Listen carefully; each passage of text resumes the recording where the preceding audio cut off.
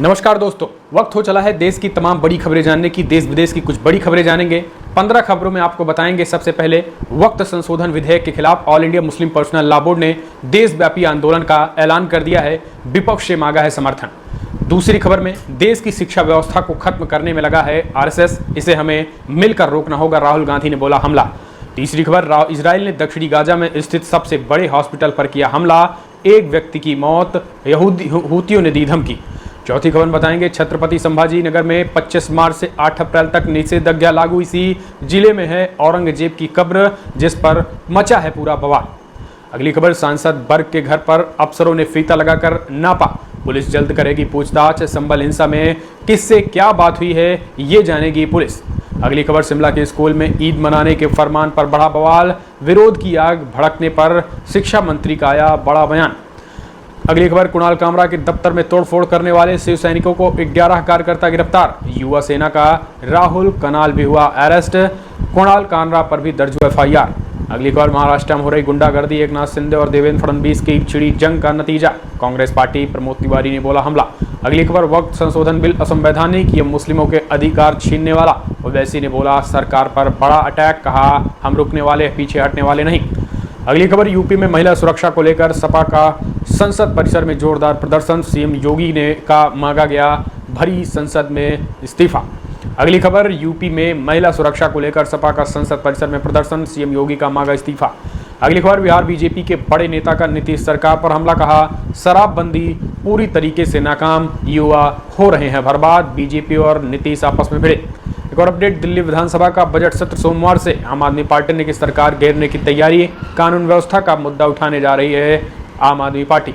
अगली खबर, लगता है सत्ता पक्ष ने सदन नहीं चलाने का मन बना लिया है, संसद की कार्रवाई स्थगित होने पर प्रियंका गांधी ने केंद्र सरकार पर बोला हमला।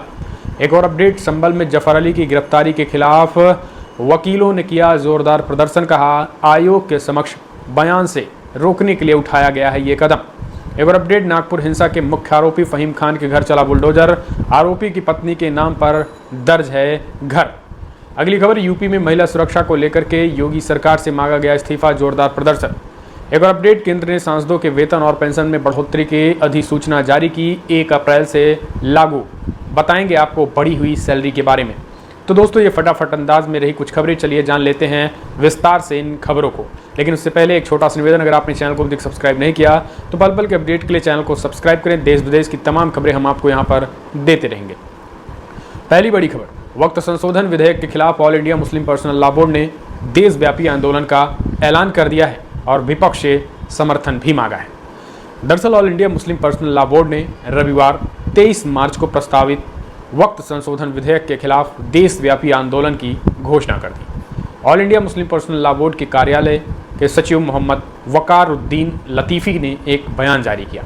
17 मार्च को दिल्ली में बड़े और सफल विरोध प्रदर्शन के बाद all India Muslim Personal Law board ने प्रस्तावित वक्त संशोधन विधेयक के खिलाफ देशव्यापी आंदोलन की घोषणा कर दी है। इतना ही नहीं, इस पूरे मामले में उन्होंने विपक्ष से समर्थन मांगा है। कहा है कि विपक्ष अगर समर्थन करेगा तो जरूर ये काला कानून वापस होगा। अगली खबर, देश की शिक्षा व्यवस्था को खत्म करने में लगा है आरएसएस, इसे हमें मिलकर रोकना होगा, कांग्रेस पार्टी के सांसद राहुल गांधी ने बोला हमला। दरअसल राहुल गांधी ने दावा किया है कि एक संगठन हिंदुस्तान का भविष्य और शिक्षा व्यवस्था को खत्म करने में लगा है। उस संगठन का नाम है आरएसएस। यदि शिक्षा व्यवस्था उनके हाथों में चली जाएगी तो जो धीरे धीरे जा रही है, देश बर्बाद हो जाएगा और इस देश में किसी को रोजगार नहीं मिलेगा। उन्होंने यहाँ तक जंतर मंतर पर इंडिया गठबंधन के विभिन्न घटक दलों की छात्र इकाइयों के संयुक्त प्रदर्शन को संबोधित करते हुए ये बातें कही हैं। उन्होंने कहा कि आरएसएस और भारतीय जनता पार्टी को मिलकर रोकना होगा और उन्हें पराजित करना होगा। विपक्षी पार्टियों की छात्र इकाइयों ने विश्वविद्यालय अनुदान आयोग यानी यूजीसी के मसौदा नियमों और पेपर लीक के मुद्दों को लेकर संसद मार्च का आह्वान किया था। अगली खबर इजराइल से आई है। इजराइल ने दक्षिणी गाजा स्थित सबसे बड़े हॉस्पिटल पर एक बार बड़ा अटैक किया। इस दुखद हमले में 3 व्यक्तियों की मौत हो गई है। इजराइल की सेना ने दक्षिणी गाजा के सबसे बड़े हॉस्पिटल पर रविवार रात हमला कर दिया, जिसके कारण 3 व्यक्तियों की मौत हो गई, कई अन्य लोग घायल हो गए हैं और भीषण आग लग गई। गाजा के स्वास्थ्य मंत्रालय ने इस बात की जानकारी दी। मंत्रालय ने बताया है कि यह हमला खान यूनिस शहर में नासौर हॉस्पिटल पर किया गया था। इसराइल द्वारा पिछले सप्ताह हवाई हमलों के साथ गाजा में युद्ध पुनः शुरू किए जाने के बाद इस हॉस्पिटल में बड़ी संख्या में मृतकों और घायलों को लाया गया था और यही कारण है कि एक बार फिर से इसराइल अब हॉस्पिटलों को निशाना बना रहा है। उन्हें पता है कि जब हमने हमला किया था तो घायलों को कहाँ पे भर्ती कराया गया था। यही कारण है कि उन्हीं हॉस्पिटल को देख करके उन्होंने अटैक किया है और ये कहीं ना कहीं युद्ध लड़ाइयों के खिलाफ भी है।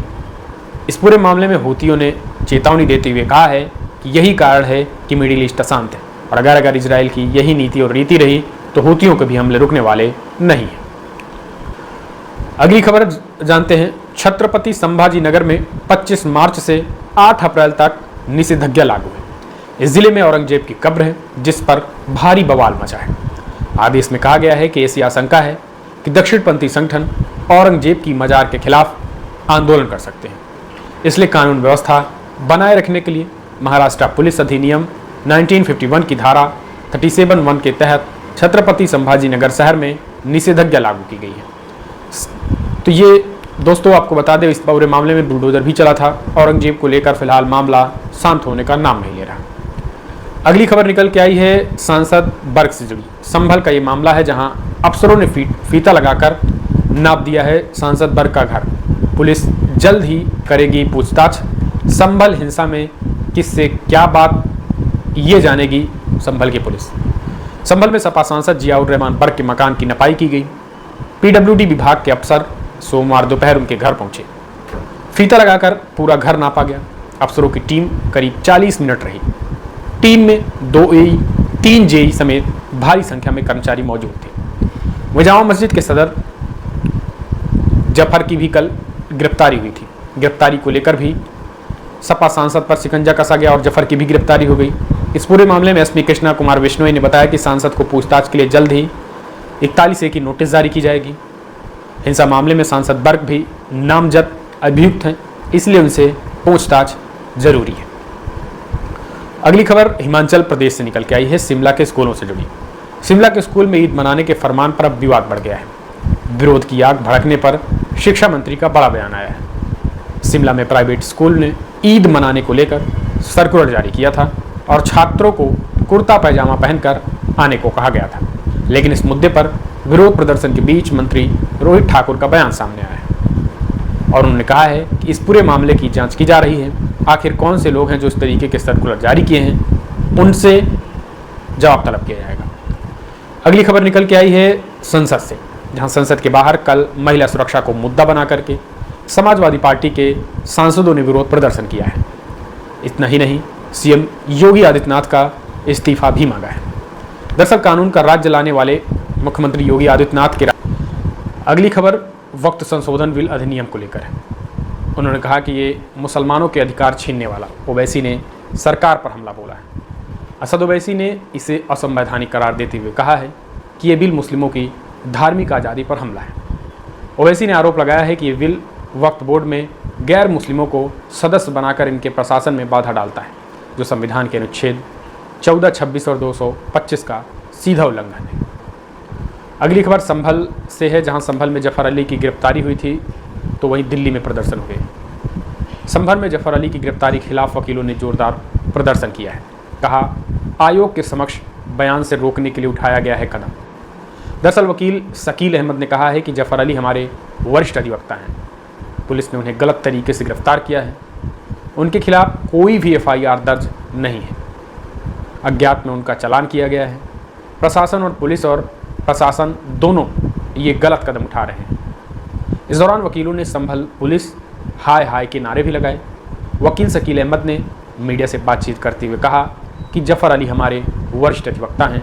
पुलिस उन्हें गलत तरीके से गिरफ्तार किया है। उनके खिलाफ कोई भी सबूत नहीं है, ना ही कोई FIR दर्ज है। अज्ञात में उनका चालान करके उन्हें जानबूझकर प्रशासन परेशान कर रहा है और ये पूरी तरीके से प्रशासन का गलत कदम है। अगली अपडेट नागपुर से। नागपुर हिंसा के मुख्य आरोपी फहीम खान के घर पर बुलडोजर चल गया है। आरोपी की पत्नी के नाम पर घर दर्ज था। नागपुर हिंसा में कथित मास्टरमाइंड फहीम खान के खिलाफ 21 मार्च को नोटिस जारी किया गया था। घर को अवैध निर्माण बताकर BMC ने 24 घंटे के अंदर खुद तोड़ने की बात कही थी, लेकिन कौन अपना घर तोड़ता है? अब जब खुद घर नहीं तोड़ा तो बीएमसी ने एक एक ईंट को पूरी तरीके से तोड़ डाला। अब इसकी चर्चा खूब है। कहा यह भी जा रहा है कि जिससे आरोपी बना करके जेल में डाला गया है, असल में वो घर उनका नहीं बल्कि उनकी पत्नी के नाम पर था। तो इस तरीके की चीज़ें बताई गई हैं, क्योंकि अवैध बताकर कहीं कुछ भी तोड़ा जा सकता है। तो इस तरीके की खबरें निकल के आई हैं। फिलहाल अब आप कमेंट्स माध्यम से अपने सुझाव दीजिए।